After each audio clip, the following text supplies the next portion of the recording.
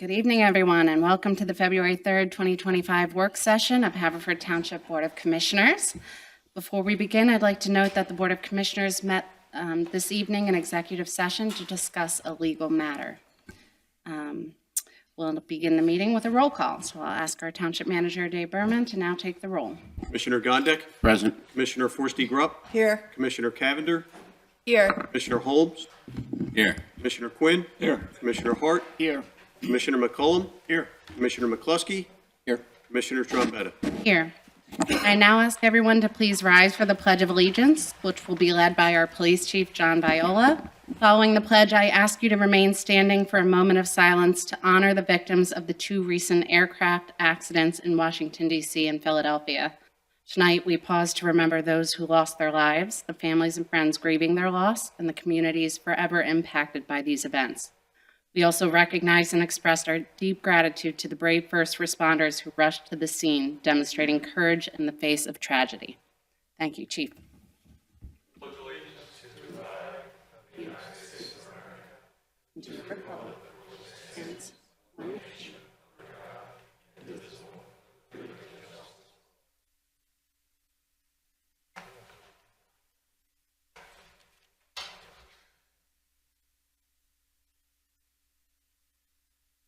Thank you.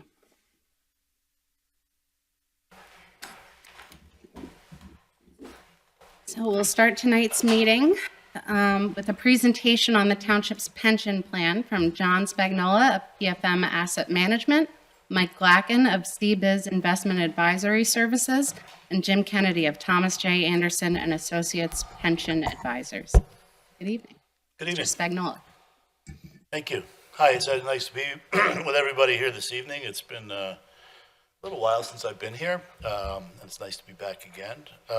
Just want to go through the pension report at a very high level. We wrapped up 2024 with pretty good returns for the year, and that was reflected in the returns on the police and non-uniform pension plans. Let me see how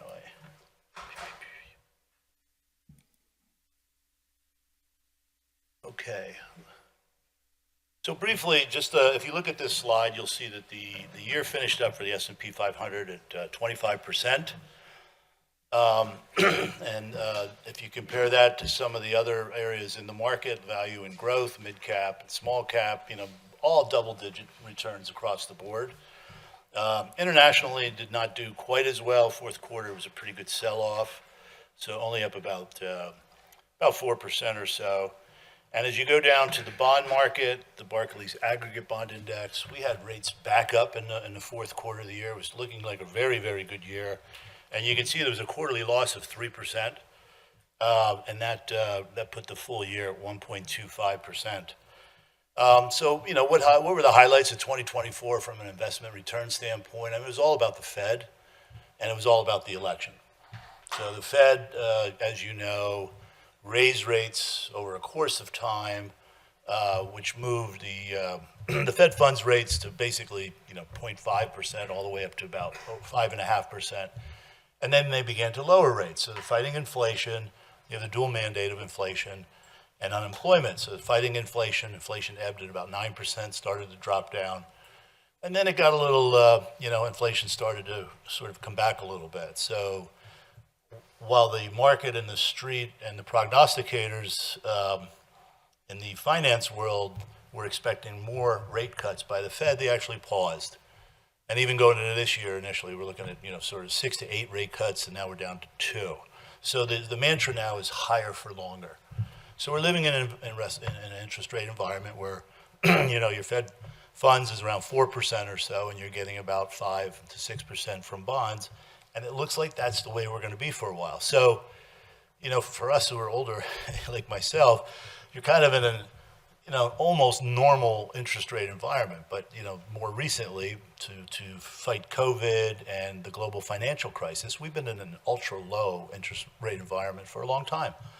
And so you're seeing how that spills over into home ownership. You own a home, you don't want to sell it because you can't buy another home, with a 3.5% mortgage. And new home buyers are struggling with 7% mortgages as well. So that's sort of what happened overall last year. But having said that, we've seen really strong returns. So I'm not going to go into a lot of these statistics and things like that. I'll just give you the headlines in terms of, as you know, we co-manage this with CBiz. We've been doing it together, Mike, for over 10 years, I guess. You go back to 08 or 09 as we do. So, and I even predate that, going all back to the late 90s when I began working with Haverford Township. So I want to say it's always been a wonderful relationship, and I've enjoyed working with you all the way back to Tom Banner when he was township manager. It's a name from the past. But I'll stop dating myself and go through the total fund return. And you can see for the year, the pension plan, police pension plan came in at a very healthy 10.99%. So almost 11%. The benchmark was 10.25%.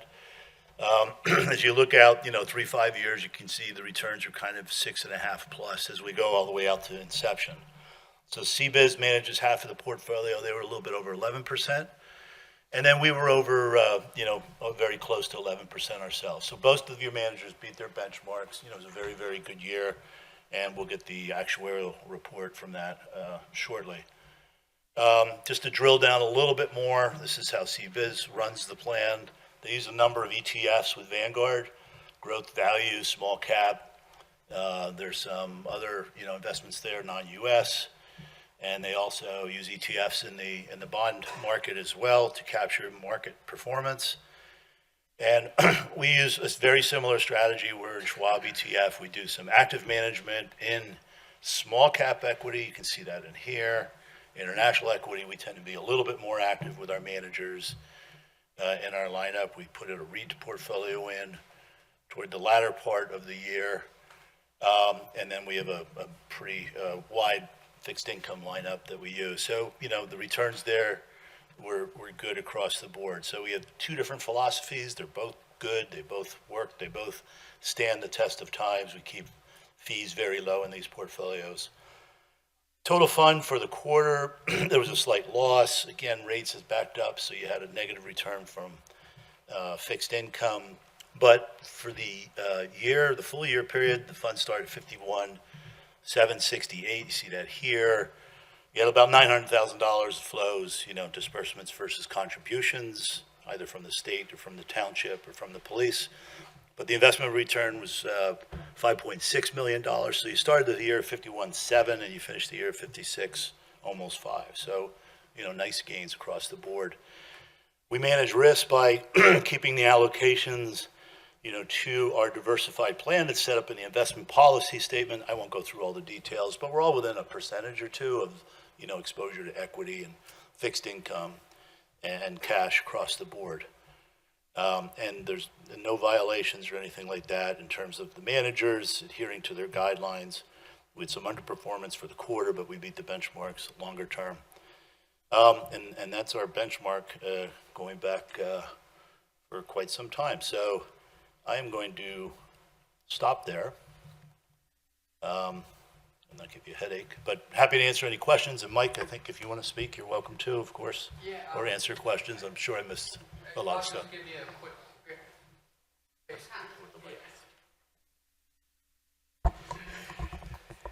Yeah, on CBiz INR, we're an all-market index investment provider. So as John said, for the 1 year, the plan was ahead of benchmarks. And just to give you a real quick summary of what we do and how we do it, using that all-market index approach, our clients usually remember three things. One, they own everything. They own the entire stock market. They own the entire bond market. And what we're doing with your current 60-40 mix is trying to take the least amount of risk to get the highest return out of that 60-40 mix. What we're also doing is rebalancing, so we're constantly buying on sale. And that's why we've been able to beat the index over the long run in the short term, because we're always buying what goes on sale, and eventually we're going to look smart. I just can't tell you when. Over the last 2 years, what we've seen is large cap growth has been the winning asset class. So mainly 7 to 16 technology stocks have driven the performance in the equity side. What we did is sell down large cap growth at year end and buy those things that didn't do as well as John said, international, small cap, and mid-cap. So when I say eventually we're going to look smart, so far in 2025, we already look smart as a group together because we take human nature out of it and we're constantly buying on sale. The cool thing is we're going to have a lot of cool decisions to make together. I don't want to steal the thunder of Jim Kennedy, but the cool thing is valuations are done on an every other year period. So you take 2023 and 2024's performance as far as the valuation goes, you squish them together, and you take a look at the impact. That's going to be a pretty positive impact because we're up over, if you take a look, up over 26% on the plan for 2023 and 2024, and your bogey's 15. Right, so what I would like to stress is what Jim's going to talk about. More importantly, is if you take a look at the demographics and you take a look at the investments, that's going to give us some pretty good, cool opportunities with Amy and the group here. And you got one of the best finance groups of all time, where you could sit down and take a look at what that's going to mean going forward to your minimum obligation, to the assumed interest rate. And with that, I'm going to punt it over to Jim, so that he could talk about more of the demographics of the plan. Any questions before I do that? Thank you for the opportunity. You see how smart these two guys are? See, now you're in the house of pain with me on pensions. Amy asked me, hi, everybody, Jim Kennedy. How many of you were here last year when I presented? I see a number of familiar faces, and then I think some new ones. Amy asked me to take a little bit different tack to do some education with you all and kind of summaries of actuarial, MMOs, pension things. So I don't know if everybody needs to coffee up or not. But anyway, our firm has been around 30 years. We're one of the largest in the state. We're right here out of Westchester. So I personally own and lead the group. We have a unique group over there of former PA state auditors. So we have more years of pension experience in our little office than anywhere around the state, at this point in time between the group of us, and which gives us a lot of breadth and depth. And the one thing I'll tell you too is I see 300 plans that we deal with from an investment management side. These are the two best companies that are out there that we run into, and people ask me who would I recommend. It's CBIZ and PFM. Why?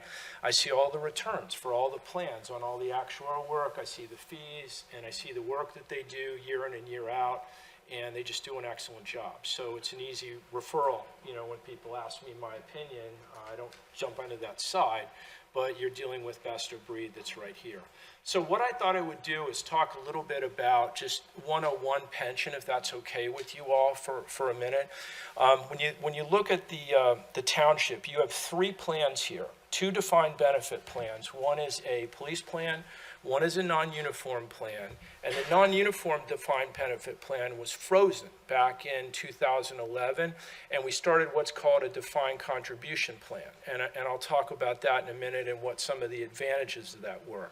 The main things that govern pensions in the state of Pennsylvania are basically 2 acts. One is Act 205, and what that governs is the actuarial side of things, the reporting, what's called an MMO. If any of you, are you familiar with that concept? It's a minimum municipal obligation. And what that amount is, it's what you have to pay and it's what you approve basically every fall by the last business day of September for the next year. So it's always in advance. You're always approving the MMO for the next year. Why? To get it into the budget so that it's in the budget for the following year. That also governs the actual reporting, which is done every 2 years, as Mike was referencing. So it's on the odd years, 1/1/21, 1/1/23, 1/1/25. And what it does, it takes into account the investment, the demographic changes, the benefit changes over that last 2 year period.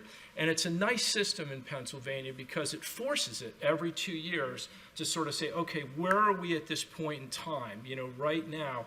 And so every 2 years when that new report comes out, what it does is we use that actuarial data to then create the next MMOs for the next 2 years. So there's a reset if you have gains or losses, and it gets factored into those next 2 MMOs. So to give you an example, the 1/1/25, and I'm a little premature this year because we're right in the middle of doing the 1/1/25 reporting on 24 and 23. That's going to be out later this spring, early summer. So I won't be able to tell you all the current valuation numbers yet at this time just because of timing and we will do that all at that requisite time. But what will happen is when we do that 1/125 report, that's going to drive the economics, the value, the actuarial numbers in your 2026 and your 2027 MMO numbers. And so what happens with those is you're picking up, and the one thing I always try to educate people, and look, I do a lot of these presentations with boards, sophisticated like this one and others, less so, in terms of their finance teams and staffs. You have to look at these pensions in long-term horizons, just like the investments. You don't look at these things in a 3 to 5 year horizon, because think about it. They're paying benefits out to a retiree, in theory, who goes out at, let's say, age 50, up into their maybe 70s, 80s, depending, and look, life expectancy is longer today, and then another one to their surviving spouse. So you really have to look at these things over a long-term horizon, because at any point in time, it can be like the stock market where you see these, kind of aberrations that will happen. So what are some of the big things, aberrations, that drive pensions? Number one, it's the stock market. So when you look at, big events that have happened and what hits MMOs and drives up, because this is a very big, significant component of your budget, every year to be able to fund these plans. Number one, you have big hits in the market. 00 to 02, was a significant pop. 08 to 09. Back in 22, we had another hit anywhere from 15 to 20% that I talked about when I was here last year with the 1/123 valuations. And what happens on those, it's sort of like dragging a ball and chain a little bit behind you, because when you have one of those hits, we're still paying off amortized losses all the way back from 00 that were amortized for close to 30 years. So to give you an example, in 22, we took a hit of like $9 million on the police plan. So what happens actuarially, so that your MMO doesn't go kapoof like this the next year and you can't afford to pay it, those get spread out by the governance rules in Pennsylvania, and just take 10 years as an average. It varies depending on the particular time frame. So if you're all familiar with a depreciation schedule, you take a car, a machine asset, and it sort of goes over time where the value, so this is exactly the same thing. If you have a $9 million loss in 00, that thing gets broken up and spread out, every time that you pay an MMO. And when you look at it, you'll see an amortization component. And so what's happening is anything from a gain or a loss standpoint gets spread, over many years. And that's a really significant component of the MMOs. Like, I'm telling you, like 70, 80%, of that are those things that are happening over multiple years. So this isn't something where you can go in and just throw the car into neutral and make a change, because you're dragging along that schedule, basically, of many years. And what will happen is when that loss all of a sudden reaches the maturity point, it drops off the MMO. Or if it's a gain, same thing. If you have an actual gain, it drops off the MMO. So they're very living, breathing sorts of things that happen. The other things that really hit pensions hard, especially with police plans and the tough work that they do, are disabilities. And to give you an idea, like if you get disabled near the end of your career, because what happens is the actuary is saying, okay, here's the demographics. Here's somebody's date of hire, birth date, salary. We're going to have this many increases over time. We know that we're going to have to pay out this benefit. Am I out of the camera? We know that we're going to have to pay out this benefit, basically, starting when somebody's 50 and 25. And so what happens is if somebody gets really hurt in a bad car accident and they go out year 3 of their career, you can do the math. I know right out of the top of my head, that's $1.5 million hit. It's just going to happen like that. It's going to get picked up on the next valuation and then paid off over time in your MMOs. And there's not a single thing that you can do about that. The one thing I would tell you too, in Delaware County, due to the nature of the work and what's happening, we have a fairly high disability rate here compared to some of the other areas in the state. To give you an idea, out of 100 retirees, you had about 22 disabilities here at Haverford. And so anytime you see disabilities, up, it hurts the funding, of the pension plans. And you have a small plan that we have out in the hinterlands that can have 4 or 5 people. Let me tell you, one of those in a bad accident is a really significant thing. So what happens is all of these variables go in. And the other things that are factored in, it's demographics, it's age, it's if somebody dies early, for example, and is single, the benefit stops earlier, so we get a gain in that particular situation. So this is like one of those Anthony Bourdain, you know, where he makes the seafood stew and mixes all this stuff. This is kind of what the actual model does. It takes into account market, assumptions, demographics, hiring, firing, and then the cost of the benefits that you're paying to the retirees. And so, and in general too, police benefits typically are more expensive just because of the nature and fire of the work that they do, and also cost of living increases over time that you're paying to the retirees. And so it's always a challenge. And Act 600 governs very specifically when you have more than 3 or more officers in the state of Pennsylvania, there are set ranges that those benefits have to fall within under when you can retire, the averaging that you're using, disability rates. So you have to stay within the lane, basically, to follow the guidance, you know, within the law. When you look at the non-uniform plan, it has more flexibility than a police plan because it's not governed under Act 600. So many of the large municipalities over time, because defined benefit plans, you're saying, I'm going to pay this defined benefit plan in the future. And if you have market losses and gains and all these things, it puts risk to the municipalities. So most of the big, and we were a big leader in doing this with the non-uniform plans where we could, under law and with the municipalities, shifted away from the more costly defined benefit plans to defined contribution plans. And you have close to, I think, 70 people now in the defined contribution plan, which has probably saved, you know, millions over time for the township here. And we've done it, all of the big entities that are out here that we, and look, I take care of all of them. You know, whether it's Abington, Ben Salem, Tredyffrin, you know, anybody that's been able to, Marple nearby, any of them that's been able to have moved in that direction to go into a defined contribution plan on the non-uniform side, because it eliminates that actuarial uncertainty risk. It kind of mitigates out those things. So where are you overall?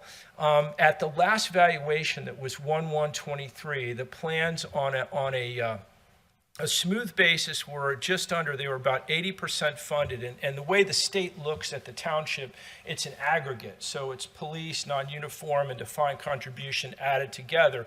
And they publish basically what they call distress scores every 2 years when the reports come out. So distress, so that you're aware, anything above 90%, 90 and up is 0, meaning you're in no distress. And in the next tier, the next 20 points down is basically minimal. And then below that, moderate. Anybody that's below 50% is in severe distress. And when you fall into those buckets, you've got to deal with issues with the state reporting certain recovery measures that you have to do and take into account. So you're right, you know, kind of in the middle of that. Now, what's going to happen is, the good news about the market returns is the last 2 years, we have an assumption of 7.5% actuarially that the plan is going to earn. So you've beat that assumption over the last couple years. You generally don't have 2 years back to back where you have gains like this. It's you know, it happens, but it's a little bit of an oddball. So that's a really nice thing for all the plans, you know, across the state, because the 1/1/23 report was sort of a killer because we picked up that big loss in 22 and it really hit the plans, you know, very significantly. And what happened is you do the 1/1/23 and guess what? The MMO from 24 and 25 increased to start paying off that liability hit, you know, from the market. So what are some of the kinds of things that you can do to alleviate these costs? Because the ball and chain aspect you can't control, you know, from a market other standpoint. So one of the things that we always try to do is be super proactive with all of our clients, and we try to do it in the good times when you're in good shape, you know, instead of in the roughest times. And what we've done is proactively, as everybody's living longer, we've upgraded. There's new public mortality tables that are required for pensions. So we've updated all of those. We did this the last 2 rounds ago. So we continue to do that. The second thing is your assumed interest rate at 7.5. We got that dropped down from 8 a couple periods ago. It's still too high, in my opinion, and they're going to tell you the exact same thing. So because of these really good gains that we've had over the last 2 years, we want to get that down on the next valuation, probably 1/4 of a point. We don't do radical drops in that, because when you drop that rate, guess what? The liability increases and it affects the MMO. But if you have good gains, what we do is try to balance that out to not give you a financial hit, but to do the right thing for the plan in the long run, because you want to have an assumed rate that's as close to what these guys are saying that you're going to return, so that you're not having a big dichotomy, where you're saying, oh, my rate's at 8 and I'm returning 6. That's a problem for the plan. The other thing that I will tell you is when we give smoothing, there's 2 MMOs there, a higher and a lower. You can always budget the lower, but I will tell you across the board, and the township has been really good at this. Over the years, they've paid the market value. In 24, you paid the smooth value, which is lower, and it's like $1 million less on both of the plans. And I'm like a broken record on this. I tell everybody, listen, all you're doing by doing that, you're kicking the can down the road, and it catches up. You're not doing anything incorrect. It's not wrong. It's totally kosher under Act 205 and the governance. But I will promise you, every year, the plans that pay those lower amounts, it catches up over time. And then you have a bad event, a disability, a market downturn, and all of a sudden your funding that's 80 drops down, from a standpoint where you don't want it to be.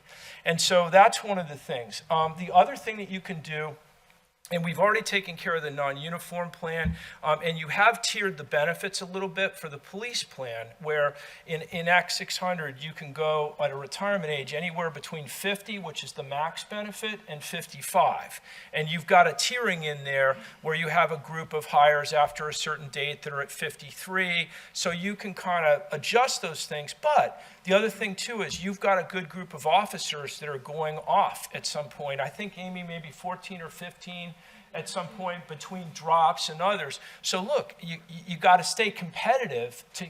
One of the keys of this township is having a great force to be able to do this. And that's always a balancing act, in order to do those things. Let me just take a pause there. We've kind of covered a lot of ground with disabilities, the valuations, MMOs. What sort of questions can I help with you all on? Because look, I know this is like drinking from a fire hose, when we go over this, but I'm trying to keep it without diving into actual hell for all of you. I do have a question. So you made indications of how market fluctuations affect the valuations, how disabilities affect the valuations, and that translates into the MMO adjustments. Yep. Just a second ago, you touched on we do have a wave of retirement kind of coming in the next two years, I believe. Yes. How does that factor into your planning and what you do, and then how does that then transfer into our MMO obligations? Good question. Number one is, the way the actuarial modeling works is we're planning for all those retirements. So we're always planning for people to go out at normal retirement at those rates.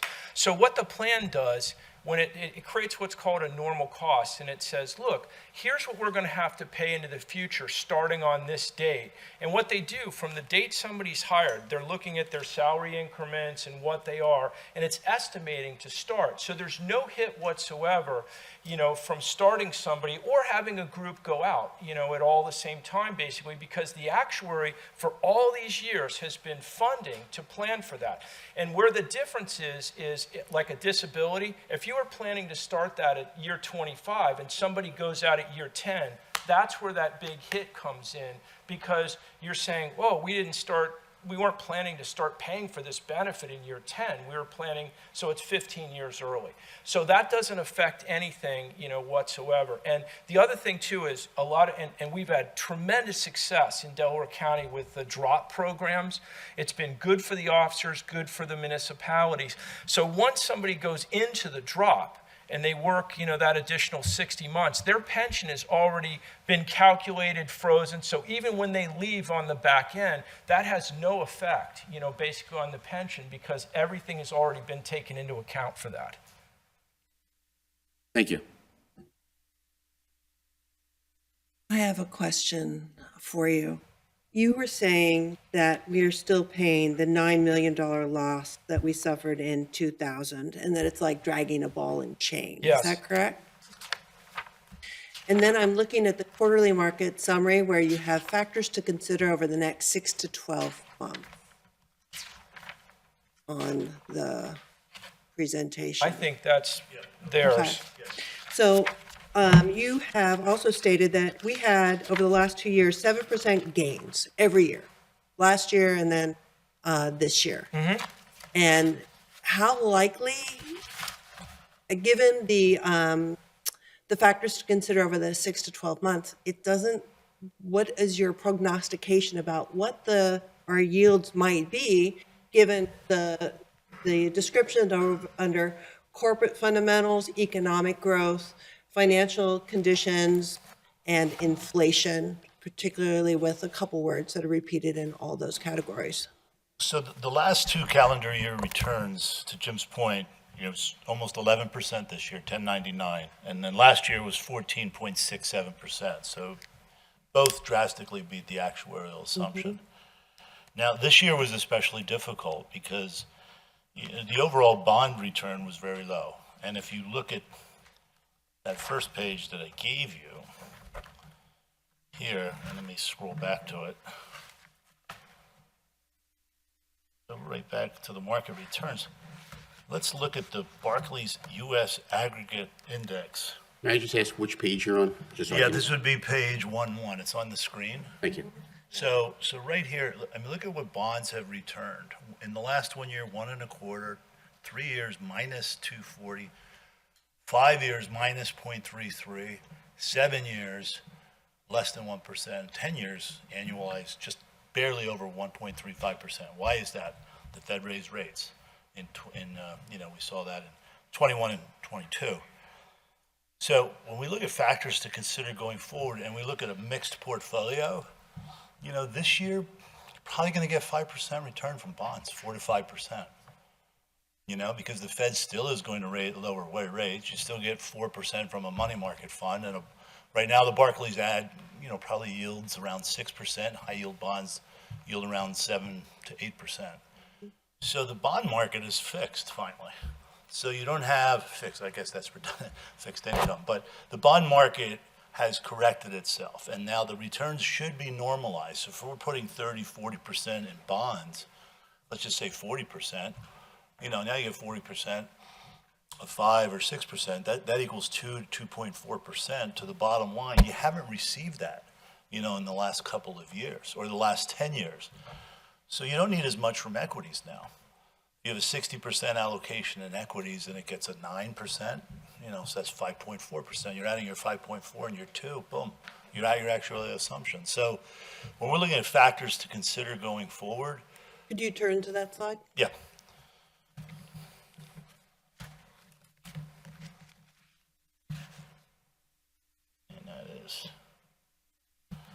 Right. I mean, again, monetary policy, well, it was moving, to the green, which means, obviously positive, and now it's sort of in neutral, but it's not going to be restrictive. We don't see the Fed raising rates.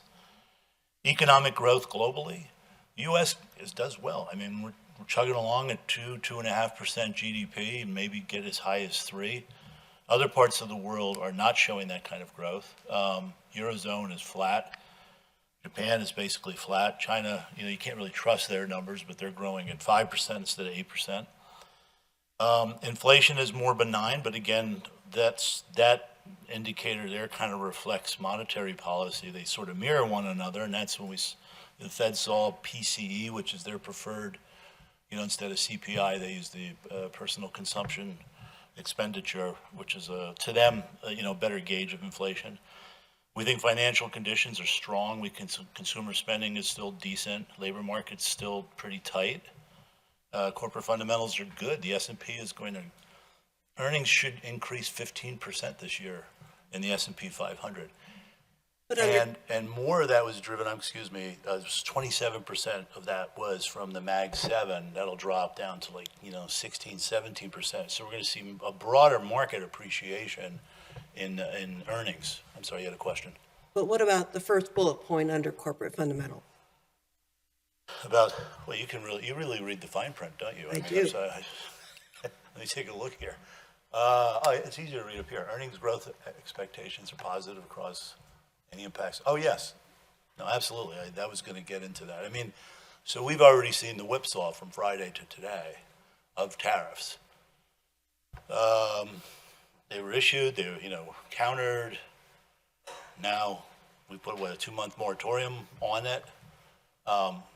There's, So in your experience, there- what do you think that might be doing to our pension funds? in my experience with Trump and tariffs, I mean, I don't even want to go there. I think it's short-term noise, to be honest with you. I really do. We really do. I mean, it's the noise of the market. So for us, for Mike and our firm, we look long-term. We're a ship, and we're looking at the the stars in the horizon, and we're trying to plot a course. And the market noise on a daily basis is extraordinary. We don't dismiss it, consider it, but it doesn't drive our decisions in any way, shape, or form. Short-term in both allocations, those short-term geopolitical events, if you look all the way 100 years, but if you just look here, taking emotion out of it, we're always. Can you come to the microphone? Thank you. We're always going to buy on sale. So when something dips, when we rebalance, biggest example I can give is the pandemic. When we did a virtual meeting with you guys on April, right around April, stocks plummeted, right? Now, who could have forecasted a pandemic? And what we actually did is counterintuitive to what your retail investors did. We used bonds to buy stocks at a 40% discount, both of us, because we did that jointly. We had to work together to be in line with the asset allocation, right? So we're going to take advantage of whatever drops. We don't care on politics. It doesn't matter to us, Democrat or Republican. Certain sectors are going to do better than others under certain regimes. What we're going to do is we're going to take advantage of those drops. We're going to buy them, and eventually together we're going to look smart. We just can't tell you when.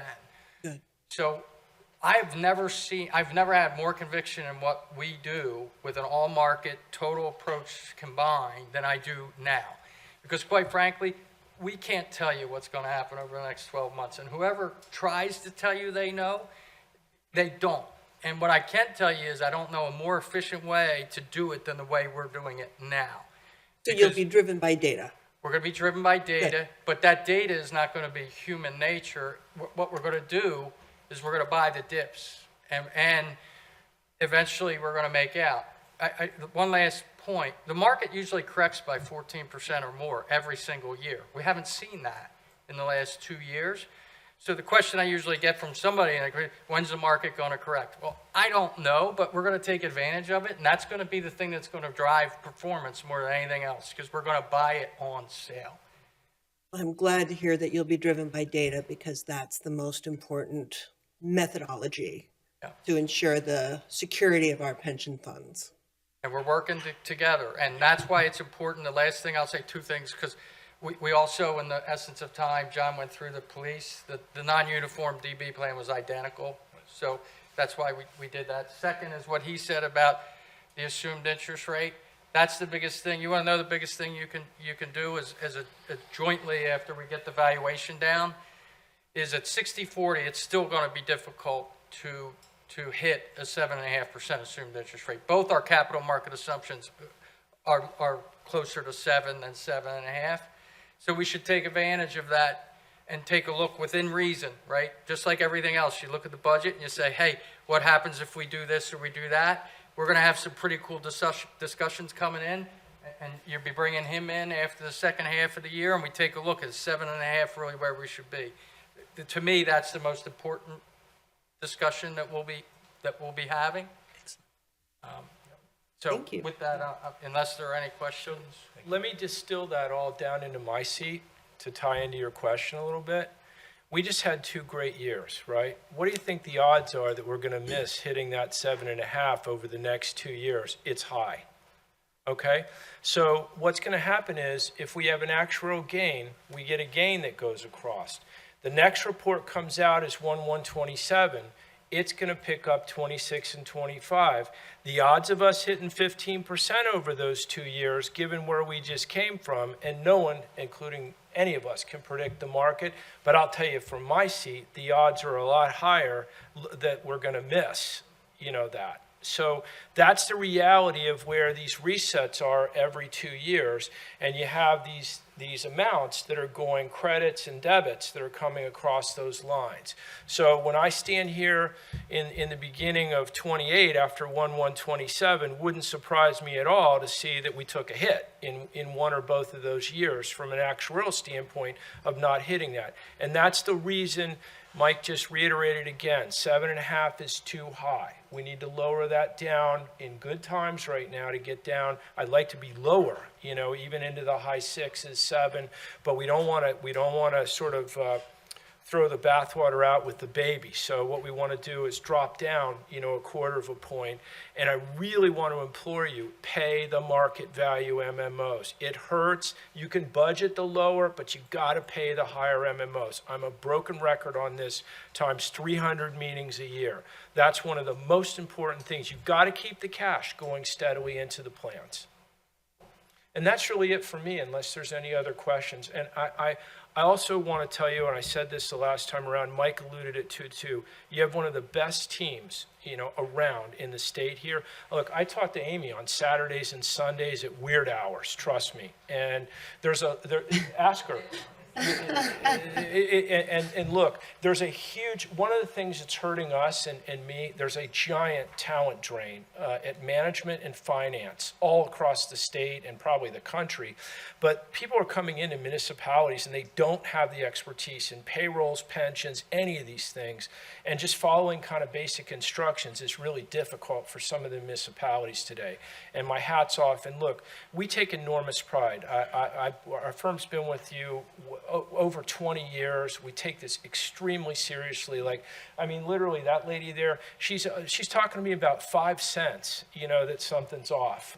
So trust me how good the team is. And I just want to thank you all. It's a pleasure serving you. And look, we take it seriously. I'll be on top of, be with Amy the minute we have the new valuations, coming out, and we'll get preliminarily and run the numbers to see what impact we'd have from trying to lower that rate down. But this is the time, and we did the same thing the last run. I tell everybody the same thing. Look, when good years, set yourself up for the future in a good way and be smart about it. Don't just ride the glory curve.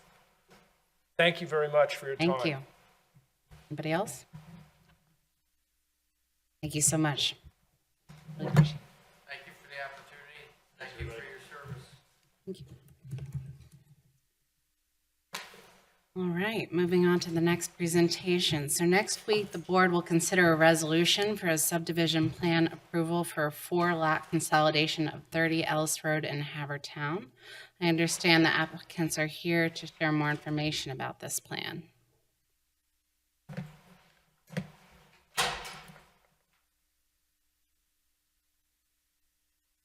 Really have a presentation, but my name is Joanne Story. I live at 30 Ellis Road.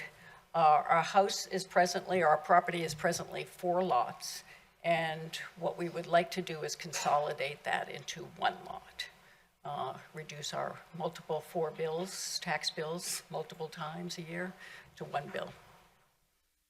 Okay. Do any of my colleagues have any questions? We submitted our plans to Delaware County Planning Board as well as Haverford Township, and both were tentatively approved, I guess, pending you guys. Excellent. So there's no actual change to the property? So there's no actual change. We just wanted to consolidate it. Excellent. Anybody else? Questions? No? Thank you. Okay. I hope you learned something about pensions while you were here. Yes, I did learn a lot about that. Very good. Thank you so much for coming out. All right, next week, the board will also consider resolution for a preliminary and final subdivision and land development plan for the Jewish Student Enrichment Center, 780 and 788 College Avenue in Haverford. Applicants are here to share more. Yes. I'll be a little bit longer. It won't be as long as the pension, don't worry. Thank you. Good evening. My name is Sean Paul. I'm from Lynn Architects in the engineering department. I'm here with Rabbi Gurwitz of the Jewish Enrichment Center with representation with Bob Scott. We're here to talk about a land development, reverse subdivision, lot consolidation, and land development plan. The property is located at 780 and 788 College Avenue. Again, they'll be combined into probably 780 when we get that information. The current building is a 2,600 square foot footprint building in the front of the house, in the front of the property. Over here, we actually, sorry, I put it far away just so everybody could see it. We do have a rendering of what the project will look completed. The left side of the building is the existing portion of the structure, and the right side of the building is built to the back. It's the proposed part of the structure. That is a 3,600 square foot footprint addition to the building in the rear. The Jewish Enrichment Center is a facility used, and I can be corrected, please stop me if I'm speaking out of turn here. It's known as a Chabad house. It's for local families and for students for their the Sabbath celebrations and services on Friday nights and Saturdays. The current building is used as a Chabad house as well as a single-family house for the rabbi and his family. In the future, it'll be used for simply the Chabad house. With the expansion of the property, we are expanding a parking facility to the right side on the portion of the property that was only a vacant piece of land. Over on the right side here, it was just a manicured lawn. We are proposing a 10-space parking lot on this side, keeping with the parking regulations of the municipality. In addition to that, we are proposing a slew of landscaping. We have to remove 4 trees. Rabbi has actually already moved some significant trees further back to the property, so we didn't have to lose any of that. We have a very good buffer along the back. We believe we did add to that buffer with shrubs and with trees. We are removing 4 trees. We are planting 11 trees. In addition to that, we are proposing an additional 32 shrubs, again, along with the ones that were moved. We do have a zoning hearing decision from June 6th, where we were granted, I believe it was the use, right? Special exception, right? For the religious use of the property. That was back on June 6th. We are requesting 5 waivers for the property. The waivers, I'll quickly go through them. Section 164A, requiring the preliminary before a final submission. We are asking to waive that just for the size and scope of the project. We believe this is a fairly small project, the addition of 10 spaces in a 3,200 square foot addition.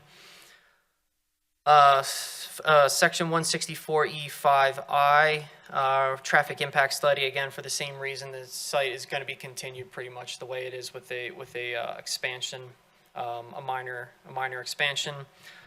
Section 164E5E4, requiring all storm sanitary and all utilities within 400 feet of the site to be depicted on the plans. We're asking that to be waived simply because we didn't want to have to access all neighboring properties within a large radius of our property just to get utility information. 165B4G and C, requiring that all existing and proposed streets have curb and a sidewalk. Again, we are asking a waiver from this section simply because there's no curb and sidewalk on our side of the road anywhere going up the street or down the street. And lastly, it was for township design standards for curbs. We are asking a partial waiver for that to allow for a 6-inch curb reveal versus an 8-inch curb reveal. It'll be easier for construction, and it will be easier for grading too, because the site is very flat as it is. Getting into the stormwater, bore you a little bit here.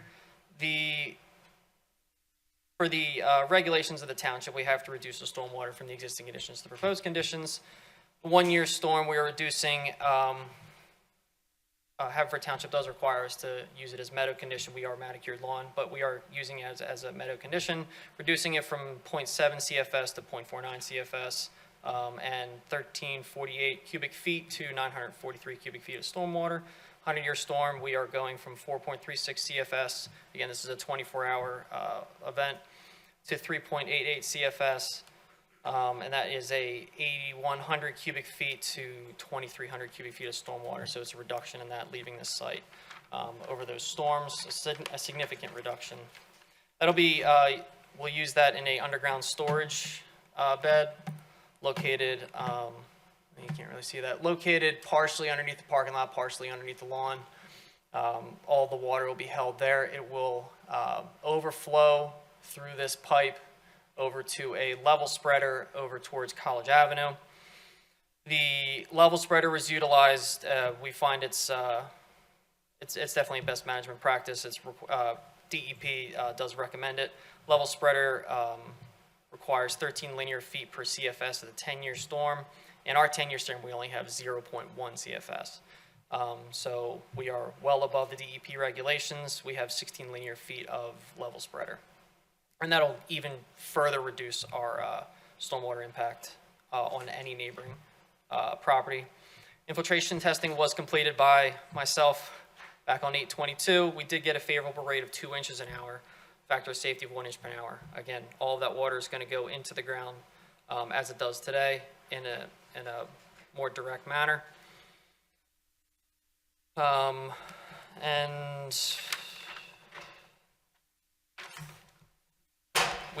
we were able to utilize the details required by Haverford Township for our signage and our dumpsters. We have screening for our dumpsters and utilizing DEP regulations for our ENS and PCSM controls.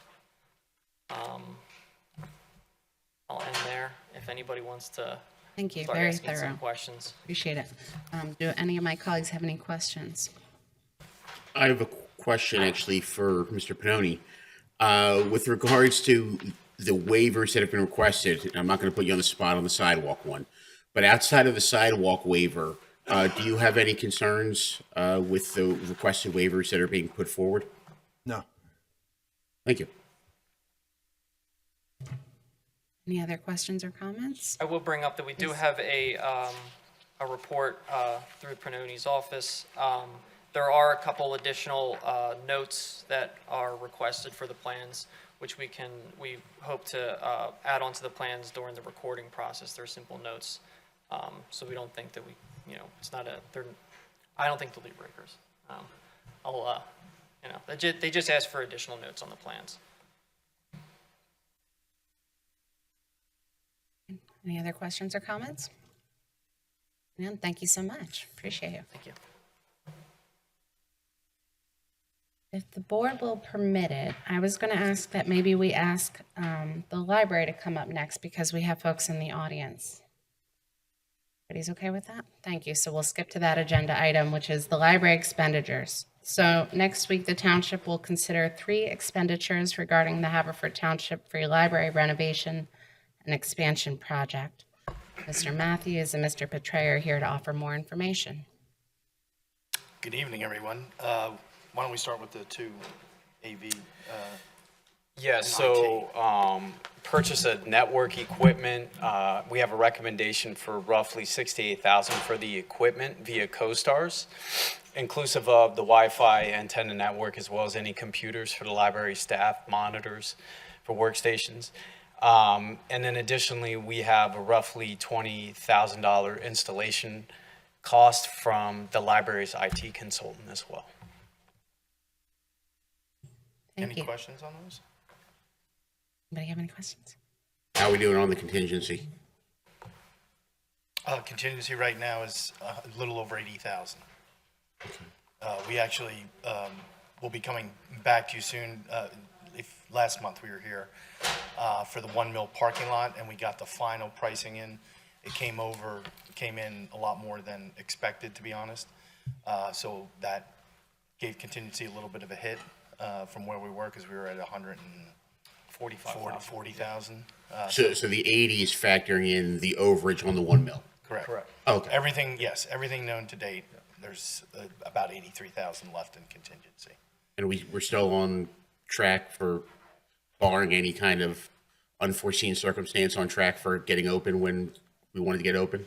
Well, that's, yes, we are, Okay. but that's where we're also here tonight to ask for a zero-cost change order to extend the substantial completion for the 4 prime contractors for 3 weeks. The original substantial completion was March 7th, and we'd like to extend it a little bit due to various reasons. Mostly, the general contractor's a little behind where they need to be, but it is a zero-cost change. The other 3 prime contractors aren't asking for any additional money to extend it.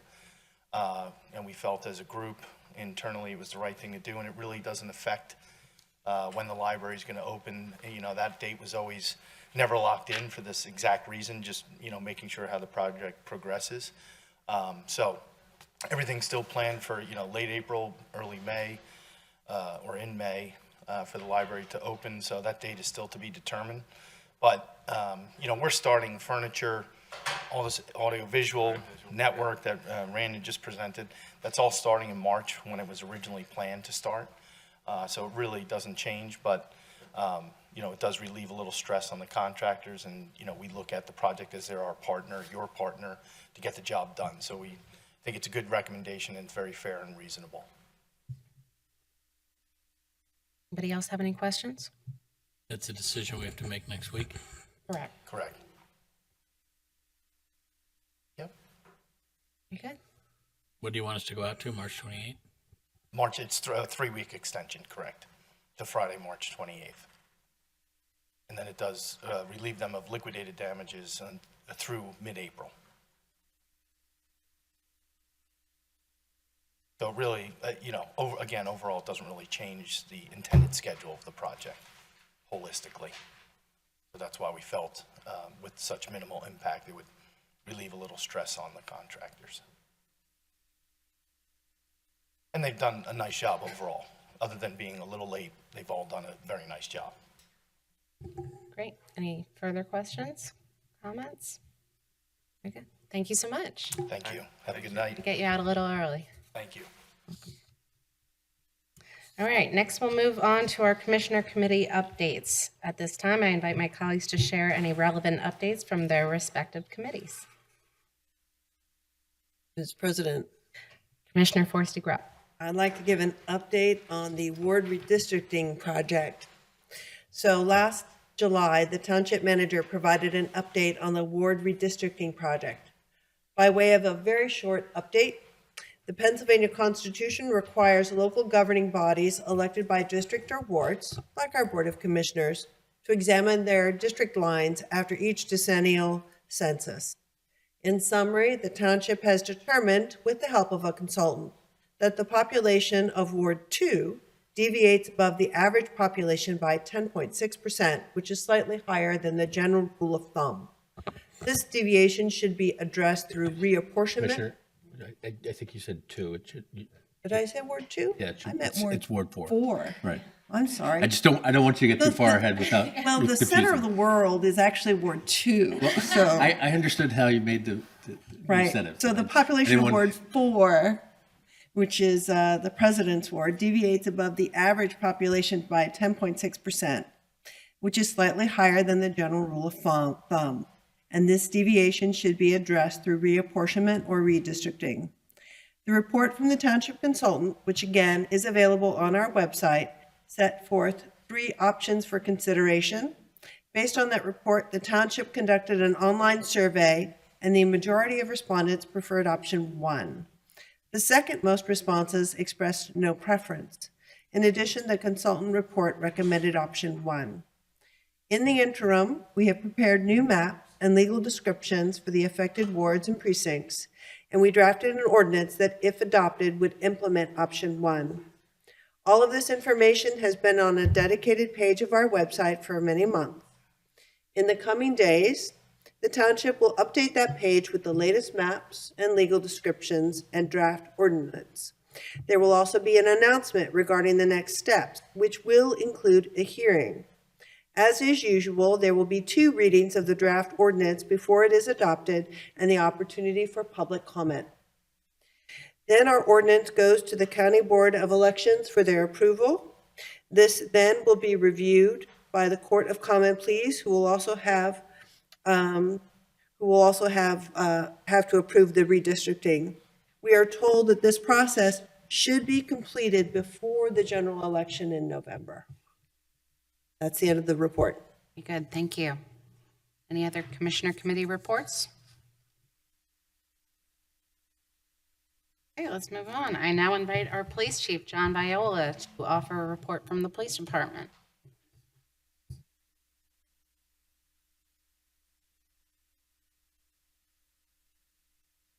Thank you, Commissioners.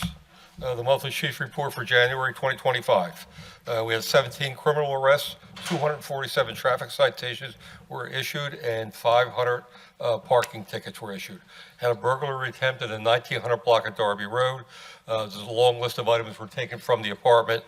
This is a domestic situation between a boyfriend and girlfriend. We're carrying as a burglary, but it'll probably get downgraded once we finish the investigation. We had 7 thefts or attempts from autos, 700 block of East Manoa, 200 block of Warrior Road, 100 block of Signal Road, 200 block of Belfield, 100 block of Claybar, unit block of Strathmore, and unit block of Mifflin. All cars were unlocked. Most were just rummaged through.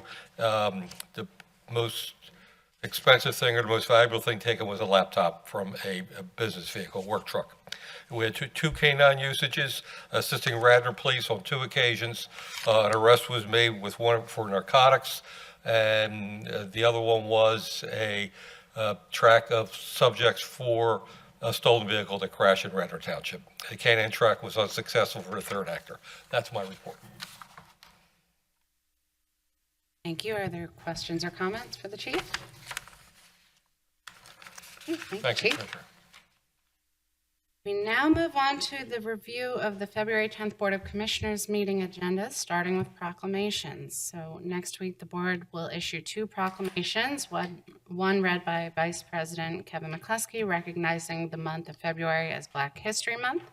The other read by Commissioner Larry Holmes, recognizing Haverford High School teacher Mr. Leon Smith for being named 2025 Pennsylvania Teacher of the Year by the Pennsylvania Department of Education. We're greatly looking forward to having Mr. Smith with us on Monday evening. Do any of my colleagues have any questions or comments regarding these 2 proclamations? Hearing none, we'll move on. Next week, we'll also consider appointing a township resident to our Human Relations Commission. Do any of my colleagues have any questions or comments regarding that appointment? Okay, we'll move on to ordinances. Next week, we'll have 2 ordinances before us. First, we'll consider a second reading of ordinance number P1 2025 regarding pensions and employee benefits. Do any of my colleagues have any questions or comments regarding this ordinance? Okay. The board will also consider a first reading of ordinance number P2 2025, authorizing a 24-month lease agreement for rental of the Scadium Pro Shop. Do any of my colleagues have any questions or comments regarding this ordinance? Hearing none, we'll move on to resolutions. So the board will consider a resolution authorizing the township manager to enter into a small settlement agreement with PennDOT for mowing services in the amount of $3,677.44. Do any of my colleagues have any questions or comments regarding this resolution? Talking a lot, folks. Next week, the board will also consider resolution amending the 2025 fee schedule that we I wanted to note that we approved one last month, but this is an amendment. Do any of my colleagues have any questions or comments regarding this resolution? Yes, can you explain why it had to be amended? I can, sure. There was just a couple corrections and additions, but I'll explain. So there were 2 items, if you look at the chart I gave you, showing what you approved and then what I'm proposing. There's just a couple that have changes. One is removing a police detail. We had a couple different classifications of what we charge companies and businesses that require that. After talking with the police department, it was inappropriate because our officers don't get that differential. So we're going to take that off, just so we're fair to everybody. And then under subsection BB, miscellaneous, you might notice that we added the Public Works Assistance, the Public Works Vehicle, Public Works Sweeper, and Military Banner Program, which they were all charges we've been charging, but we need to put them in the fee schedule. So we just took this opportunity to get that in there. And there are no changes from what we've been charging. Cool, thank you. Any other questions or comments?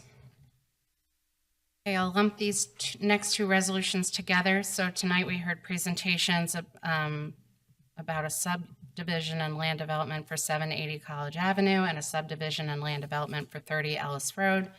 Again, next week we'll be voting on resolutions related to these. Do any of my colleagues have any further questions or comments? I'm curious, has there been a recommendation by our planning commission about their request for a waiver for the sidewalks?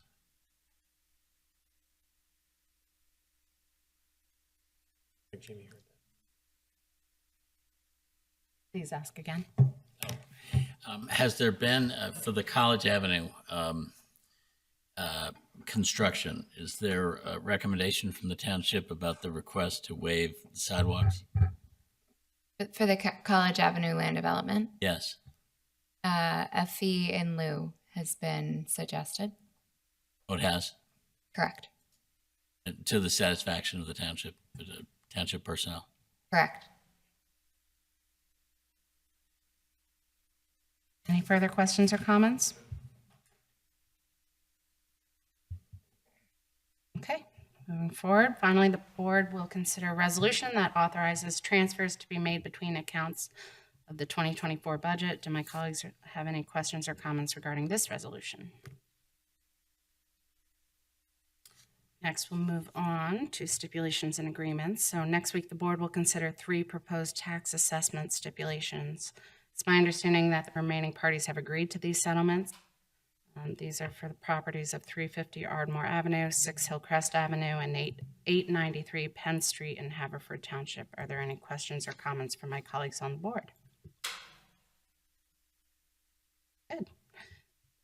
The board will also consider an agreement in lieu of zoning, saldo, and subdivision application approvals for the Pico Bryn Mawr substation located on Landover Road. Do any of my colleagues have any questions or comments regarding this proposed agreement? I have a question on this, and I'm not sure, Dave, if you're the right one to answer it or someone else. What are they doing, and is it going to close Landover Road for any longer? The Pico substation project? Yeah. No, once they get done this cable that they're replacing under Landover Road, which should be, between now and late spring, I believe, they'll be able to resurface Landover Road and all of the work will take place on the property. So what are they doing exactly? It involves the house that's there on, if you're looking at the substation to the right, Pico's owned that house since I think 1960. And so they're actually expanding the substation and they'll be doing all the necessary requisite soil and erosion control, stormwater management and all of that. So they're renovating the substation, but they're just leaving the house? They're going to have to take the house out as well. Okay. Do you know how long the project will take? About? I don't know. Jamie, you were on it. Yeah, I think it's, they didn't say exactly how long it would take, but it wouldn't start until 2026. And I would assume like a year. I mean, it could take a while. Yeah. Sounds good. It's not. I'm just making sure it's not going to extend the Landover Road closure again any further. They didn't anticipate the call that Pico had for the residents in January. They didn't anticipate any extended period of road closure, but if they were bringing in heavy equipment, it could be closed just periodically, but nothing like what we've been underway with lately. Thank you. Any further questions or comments? Okay, so we'll move on to purchases now. So next week, the board will consider the approval of, Yes, of various purchases. The Haverford Township Police Department will seek authorization to purchase 4 2025 Chevrolet Tahoe vehicles to replace aging vehicles within its current fleet. Total purchase amount is $216,000. Will be funded by the 2025 General Fund operating budget. Do any of my colleagues have any questions or comments? The correction on that, they're 2024 leftovers. My mistake. 2024? Got it. Next, the Public Works Department will seek authorization for 3 2025 Ford Super Duty trucks and 1 tank claw leaf attachment. Total purchase amount for these 4 purchases is $215,761, and they'll be also funded by the 2025 General Fund operating budget. Do my colleagues have any questions or comments regarding these purchases? Are these replacements for? I believe the claw is actually a new claw. But the That's an additional claw. okay, but the trucks are the replacement for. Just one classification, if I could, Commissioner. There is a typo in the memo. The second one, the Ford Super Duty, it says in the body of the paragraph that it's for the sewer department. That would be paid and is budgeted within the sewer fund. The other projects are within the general fund.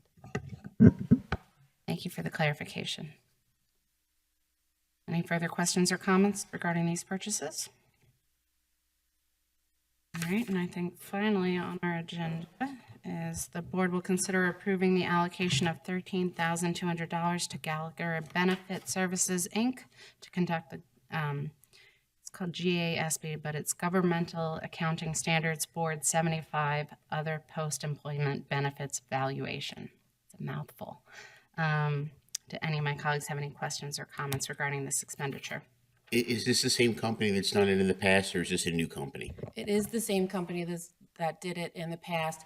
We go by the name GASB. It's the really fun group that gives us all the rules of which our audited financial statements need to be prepared on. And what this valuation does, it values other post-employment benefits that we offer largely to our police officers when they go into retirement that we continue to pay for health insurance. So that liability has to be valued every 2 years, and a benefit company is qualified to do that. The $13,200 fee, I believe it is not an increase. That's the same that they charged us in 2023. Thank you. Any further questions or comments? All right, so we've now exhausted our review of the agenda items for the February 10th Board of Commissioners meeting. Is there any further business to bring before the board this evening? We talk about the library? She already did when they came up. Oh, thank you. Thank you. Mr. Berman? One of the things that should have been on the agenda is an award of a contract for the widening of the Polo Field driveway. That was always contemplated as part of the Polo Field acquisition. It is, cost will be $15,300, and we'll be asking the board to approve that next week, and that'll be included in the packet for the meeting. And that's to make sure buses, when they come in, can turn around, right? No, this is just for the driveway to make it safer for essentially two-way traffic, where currently it's too narrow for two-way. Okay.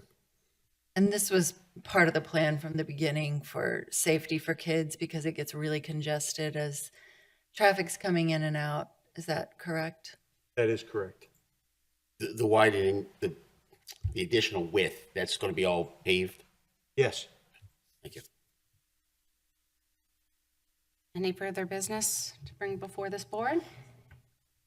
No further business. I'll entertain a motion to adjourn. So moved. We're adjourned.